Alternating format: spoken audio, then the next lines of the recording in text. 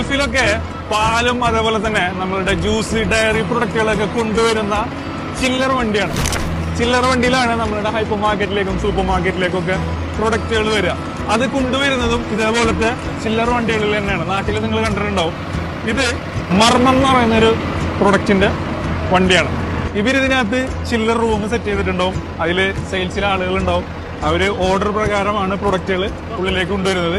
ഇവര് കൊണ്ടുവരുന്നതിന് ഒരു SOP ഉണ്ടാവും, ഒരു പ്രൊസീജിയർ ഉണ്ടാവും. അത് മാത്രമല്ല ഈ വണ്ടികളൊക്കെ ചില്ലർ, അതായത് ശീതീകരിച്ചിട്ടുള്ള വണ്ടികളായിരിക്കും. ഇതിനകത്ത് അവരൊരു ടെമ്പറേച്ചർ സെറ്റ് ചെയ്തിട്ടുണ്ടാവും.